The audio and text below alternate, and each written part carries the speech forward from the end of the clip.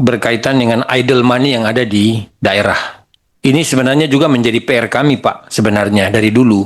Kenapa uang itu masih nongkrong di perbankan? Sehingga ekonomi di daerah itu tidak bergerak. Nah, saya kira-kira 2 bulan yang lalu, Pak, sempat bertemu dengan kepala KPPN di sana, berdiskusi tentang kenapa penyerapan anggaran di daerah itu sangat minim. Padahal sudah ada di bulan Juli. Termasuk salah satu poinnya adalah otsus, Pak. Kenapa penyerapannya sangat rendah? Nah, salah satu yang menjadi bagian yang didiskusikan itu adalah syarat salur, Pak. Jadi begini, Pak, proses syarat salur ini kan kita tahu ada perencanaan, ada putusan atau persetujuan DPR, lalu ke Bapak, ke Menteri Keuangan. Kalau boleh Pak, ini dipercepat. Mereka tidak, waktu kami diskusi, mereka tidak minta untuk dihilangkan syarat salur ini, tapi disederhanakan. Sehingga pada triwulan 1, triwulan 2, ini bisa lebih cepat dieksekusi. Lebih cepat dieksekusi untuk di daerah. Itu yang pertama, Pak Menteri. Berkaitan dengan syarat salur. Ini tidak hanya ini, Pak. Termasuk dana-dana yang lain. Yang kedua, Pak. Yang kedua berkaitan dengan 200 triliun yang Bapak suntikan kepada Himbara. Ini sebenarnya tujuannya baik, Pak. Tetapi beberapa waktu lalu kami di lapangan, di dapil-dapil kami, ternyata Himbara itu tidak sampai terasa di daerah 200 triliun itu. Kenapa? Bahkan bulan Oktober, Pak, KUR itu diberhentikan dengan alasan katanya kuotanya habis. Bulan Oktober loh, Pak. Masa UMKM harus menunggu sampai tahun depan? Sementara Bapak ingin mempercepat pertumbuhan ekonomi di daerah. Jadi saya juga heran, Pak. Ternyata itu kurnya bukan hanya di Papua, Pak, yang dihentikan. Saya dengar katanya di daerah-daerah lain juga sama. Kuotanya habis. Nah, saya hanya khawatir, Pak, 200 triliun itu dinikmati oleh nasabah-nasabah korporasi yang ada di Jakarta, Pak. Nah, kalau boleh, Pak, 200 triliun itu ya persentasenya kalau perlu Bapak atur, Pak. Yang ada di pusat harus sekian persen, sementara yang 200 triliun itu sekian persen didaerahkan. Karena di daerah sudah henti nih, Pak. Kur-kur nggak ada lagi.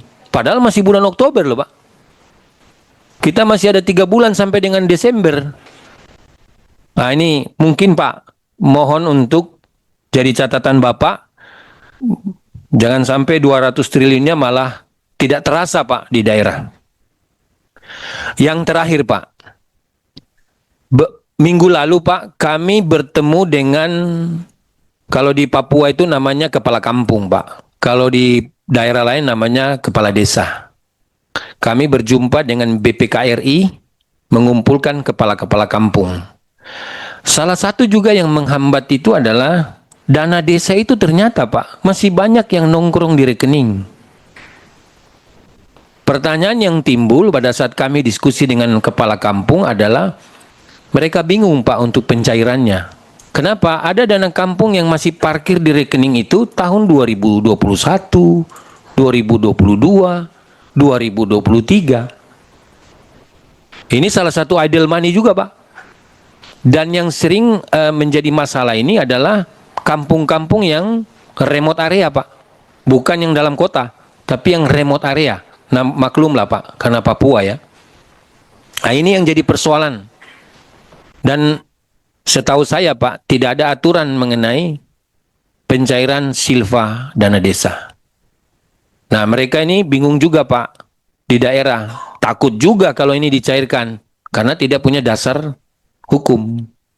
Nah, ini mungkin, Pak, karena saya lihat Bapak senang melihat uang nganggur, daripada uang ini nganggur, Pak, bisa segera diberikan mungkin sebuah ketentuan yang bisa segera dicairkan. Nah, itu, Pak, kira-kira 3 dari saya untuk Pak Menteri dan jajaran. Terima kasih. Kenapa dana nombok daerah banyak? Saya tanya tuh Mendagri, Pak Mendagri kan, Pak, kenapa? Dia jelasin ke saya. Dia bilang gini, mereka perlu buffer di awal tahun Januari, Februari supaya ada uang kayak gitu ya. Saya bilang ke tim saya di sini, kalau gitu kita kembangkan sistem di mana mereka nggak perlu uang di Januari Februari, tapi Januari hari pertama itu langsung gelontorin dari pusat. Nah, pusat sedang mengembangkan sistem sudah ya? Saya tahu tanggal 1 Desember. Ya, DAU 31 Desember udah kita kelamaan loh, 31 Desember, makanya dia apa? Untuk Januari. awal Desember udah keluar. Ya, setiap bulan. Udah ada uangnya. Udah. Jadi gitu. Oh, jangan bilang nggak ada lu ntar. Setiap tahun. Sudah bisa. Jadi harusnya kalau nggak di kita juga salah, kebanyakan duit numpuk juga kan sama di pusat. Jadi saya lihat sih kalau dia nggak akan ngaku orang. Tapi kalau kita lihat kan sampai 400 triliun lebih nggak kepake, sama pasti mereka ketakutan di awal tahun perlu uang. Jadi kita akan perdalam sistem keuangan, sistem finansial di pasar sehingga mereka bisa mengeluarkan uang surat utang jangka pendek, memastikan termasuk pemerintah pusat Desember udah punya uang ya. Nggak perlu numpuk uang terlalu banyak di bank sentral lagi. Kita akan latih sekarang sampai awal tahun ini, tentunya implementasinya baru tahun depan karena kita mesti siapkan pemdanya dan sistem keuangannya. Dengan itu saya pikir, saya harapkan tadi uang betul-betul kepake. Kalau kita lihat tuh setiap tahun tuh Pemda itu punya 100 triliun uang nggak kepake di Desember, di akhir Desember betul-betul nganggur. Jadi kalau 100 triliun itu bisa dipakai ya udah, itu ada tambahan 100 triliun tambah belanja di ekonomi. Karena kita akan pastikan dari pusat akan lancar. Saya minta Pak Prima nih bagian bagi-bagi uang, bagi-bagi uang supaya sistemnya lebih baik. Itu antara yang apa? Secara keseluruhan yang kita akan perbaiki di pengelolaan keuangannya. Jadi harusnya sih dengan itu aja ekonomi kita akan tumbuh lebih baik lagi ke depan. Tapi tadi kalau untuk penambahan, saya perlu masukan atau dukungan dari Pemda juga. Kalau enggak, saya nggak akan bisa bicara karena kecurigaannya seperti itu, di daerah nggak efisien katanya. Bukan saya aja kan, Bapak juga tahu gitu kan. Tapi dari data kelihatan sekali ada 100 triliun setiap tahun nggak kepakai on average rata-rata ya. Untuk yang 200 triliun, pertanyaan kan 200 triliun dari Sulut dan yang lain-lain, gimana efektivitas penyalurannya? Apakah saya ikut campur detail dengan penyaluran anggaran itu? Jadi begini, kalau uang itu saya pindahkan dengan alokasi ini mesti ke sini, ini mau ke sini, mau ke sini, itu kan berarti saya merubah anggaran kan, merubah APBN kan. Nanti saya dimarahin DPR, dihabisin sama DPR, kira-kira begitulah. Kenapa merubah anggaran tanpa konsultasi? Jadi yang saya lakukan cuma cash management aja sebetulnya. 200 triliun di BI, saya punya 400 triliun sebetulnya. 425 pada waktu itu. Saya pindahin separuh di bank. Udah, seperti saya pindahin uang saya di sana sebagai cash di 5 bank. Sebetulnya maturity juga nggak saya tentukan, sebenarnya mereka aja ngaco.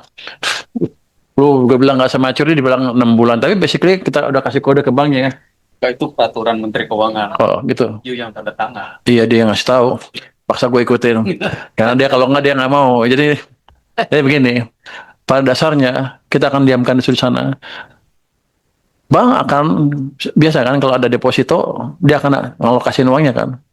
Karena kalau nggak dia bayar ke saya bunga, returnnya bisa nol kalau ditaruh di brankas. Jadi dia akan dipaksa menyalurkan uang itu. Itu yang saya paksa sebetulnya, perbankan menyalurkan uang itu dengan keterampilan mereka sendiri. Malah saya nggak ikut campur. Kenapa? Tapi yang jelas nggak boleh beli dolar, nggak boleh kasih konglomerat. Itu kita dua itu. Itu SBN juga nggak boleh. Kalau nggak mutang-mutang aja saya. Jadi mereka kan kita tahu perbankan sebenarnya pinter. Saya juga pinter tapi malas saya bilang kan, karena biasanya uangnya taruh di SBN atau di BI. Jadi kita pastikan dia maka itu dengan menggunakan keterampilan dia mendeteksi kredit yang bagus, menyalurkannya seperti apa. Jadi saya memakai keterampilan atau keahlian perbankan untuk menyalurkan itu tanpa ikut campur terlalu banyak. Risiko, makanya saya kadang-kadang kan datang tuh ke bank-bank itu. Saya cuma tanya, pernah ke BNI sama Mandiri, uangnya kemana, penyerapannya berapa, Anda beli dolar apa enggak. Dia nggak ada yang ngaku beli dolar sih, tapi saya yakin beli dikit-dikit lah. Tapi kalau ketahuan, oh mereka nggak bisa lari. Ya walaupun saya nggak punya kekuasaan langsung di perbankan itu kan di bawah Danantara sekarang. Tapi kan saya wakil ketua ya, apa? Anggota Dewan Pengawas Danantara. Di situ kita bisa memberikan masukan yang kencang sekali. Dan Danantara juga harus bayar pajak kan. Kalau macam-macam kita sikat juga Danantaranya. Kalau mereka melindungi praktek-praktek yang jelek. Jadi ini Menteri Keuangan lumayan berkuasa rupanya, saya baru tahu juga. Fun juga jadi Menteri Keuangan. Jatah kur sudah habis itu yang tadi. Itu informasi yang salah. Jadi kalau catatan jadi dari catatan yang saya punya di sini ada dana berapa? 284 triliun. Baru dialokasin 228. Jadi ada masih hampir 60 triliun.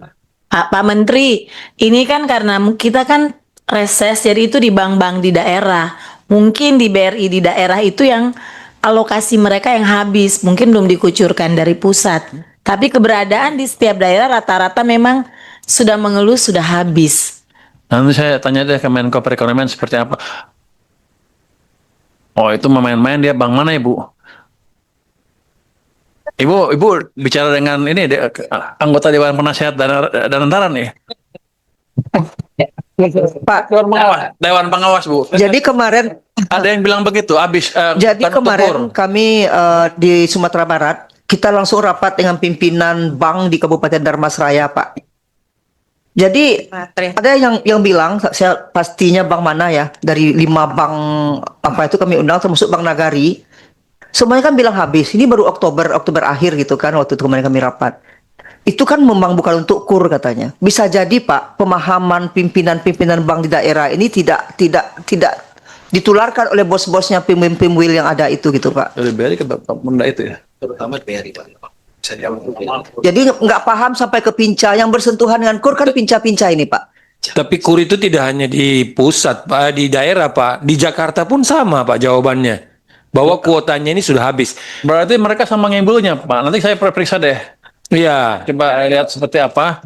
Dulu yakin belum habis? Belum habis. Enggak, karena begini, Masih Pak. ada 60 Kan triliun. kita paham bahwa kur itu memang kan modalnya adalah modal bank. Bukan dari pemerintah. Pemerintah hanya mensubsidi bunga. Nah, jadi harusnya itu tidak ada kuota. Harusnya loh, Pak ya. Tidak ada kuota. Kecuali begini, pemerintah memberikan uang. Oh, kuota subsidi, ya. Jadi gini deh. Kalau Tapi ini BRI kan bulan Oktober, Pak. Iya Pak, nanti saya periksa. Kalau BRI main-main atau yang ada bank-bank lain main-main, mereka nggak aman. Gitu aja. Pak, kalau kami di NTB itu temuan saya di masyarakat bahwa pelaku UMKM itu nggak berani minjam kur itu karena mereka dimintain agunan, Pak. Jadi banyak sekali saya bilang mana datanya, minta langsung agunan bank mana. Enggak, Bu. Kalau dia atas 100 juta, kayaknya pakai agunan, tapi di bawah Di bawah 100 juta, Pak. 1 sampai 100 juta itu kan tidak boleh agunan, Pak. Nah, itu banyak sekali pelaku UMKM nggak mau minjam karena agunan mereka diminta. Dan itu temuan banyak Pak di masyarakat. Oke Bu, kalau gitu ini jelas kan kur ada masalah di kur. Saya akan investigasi seperti apa implementasinya. Kalau mereka main-main, ya hati-hati aja itu kira-kira. Kalau saya sikat nanti ribut lagi orang-orang. Bukan urusan kamu. Tapi biar aja, pajaknya gue gedein ya biar susah hidupnya. Enggak, tapi gini, itu kan nggak bertanggung jawab kan. Itu program pemerintah yang harusnya untuk UMKM. Untuk UMKM, kenapa mereka berhentiin? Padahal yang ada juga katanya sebagian besar bukan UMKM juga yang dikasih. Peminjam lama juga katanya, tapi dapat subsidi bunga dari saya. Saya rugi banyak. Jadi saya orangnya pelit. Pokoknya kalau saya nggak mau rugi, nanti saya periksa itu. Nanti siapa yang pegang di sini? Bawa ke Lu yang pegang. Lu bisa meriksa nggak lo? Irjen, Pak. Irjen. Orang kamu ada berapa? Ya, Pegawai kamu ada berapa? Saya punya. Enggak. Dia punya 6.600 orang di seluruh Indonesia. Jadi cukup dia kita beresin nanti Pak. Jadi itu suatu yang emang dulu-dulu pengen kita periksa. Cuman kan itu bukan program Kementerian Keuangan. Nanti kalau ada yang ribut, bapak-bapak ibu jagain saya ya. Ya. Nanti dia bilang, lu ikut campur kementerian lain. Aduh. Tapi ini kan uang saya dan saya nggak ngelihat dampaknya ke UMKM dan selama ini semuanya ribut masalah itu UMKM nggak dapat kur. Agak aneh emang sebetulnya untuk saya. Ya lumayan dipakai namanya paling nggak. Gue tahu UMKM. Jadi UMKM itu sering dipakai namanya. UMKM adalah tulang punggung ekonomi Indonesia ketika krisis, gitu kan? Nggak runtuh, masih bertahan. Tapi begitu survive, dilupain dia. Nggak ada program, nggak ada kredit yang jelas. Jadi saya beresin nanti ini. Boleh nggak gue beresin? Menko Pak. Ke Menko. Menko Pak. Oh, ya. Saya beresin sama Menko ya. Tapi nggak, kalau emang nggak itu, saya berhentiin uangnya. Kalau emang nggak tepat sasaran, saya berhentiin uangnya. Subsidi bunga saya berhentiin, biar aja. Oh, uang tadi. Per Menko juga Pak. Ini, Banknya. jadi Penyalur. pengelola Pak. Jadi gini, saya kayaknya royal, tapi nggak royal amat, pedit malah. Saya hitung si bank-bank yang Himbara itu kan relatif bagus, modalnya cukup besar. Kalau ada apa mereka nggak mungkin macam-macam. Dan saya lihat, saya kan di LPS juga, saya tahu berapa yang dijamin oleh LPS di masing-masing bank itu. Jadi saya berani di sana. Kalau BPD itu cuma 2 miliar per nasabah per bank kan, kira-kira begitu ya. Tapi kita akan lihat mana BPD yang kuat, yang bisa menerima uang itu. Ketika teman saya suruh tanya, nah, Jawa Timur kuat berapa? Kuatnya berapa dia waktu bilang? Cuma bisa terima 2 triliun. DKI 1 triliun. Jadi tadi saya bingung, begitu dia minta, begitu saya, oke saya eksekusi. Saya kasih 10. Nggak berani, cuma 1. Jawa Timur minta berapa? Saya 10. Cuma 2. Wah, kalau 1 sama 2 ragu. Itu kan yang kuat-kuat kan. Yang lain pasti mampunya lebih kecil lagi. Jadi saya pikir, lebih bagus saya hidupkan dulu ekonominya. Nanti kalau demand itu naik, baru mereka minta lagi. Jadi program saya itu dulu sekarang menjaga pertumbuhan ekonomi dengan ini yang ada ini. 200 triliun udah berdampak kan, saya perlihatkan tadi kan ke ekonomi. Kalau kurang saya tambah lagi ke bank-bank tadi. Jadi daripada uang saya nongkrong di bank sentral, saya taruh di bank itu biar banknya pada mikir. Ya mereka keberatan, tapi mereka nggak tahu. Kalau uang udah masuk ke perbankan, udah nyampur kan. Pakai yang mana dia nggak tahu. Uangnya udah banyak. Pokoknya dia akan keluar. Dia ngakunya cuma segini. Padahal enggak. Yang lain itu sumbernya sama juga dari situ. Udah nyampur uangnya. Jadi bank-bank juga ketipu juga, nggak pinter-pinter amat mereka rupanya. Kita akan tambah lagi supaya lebih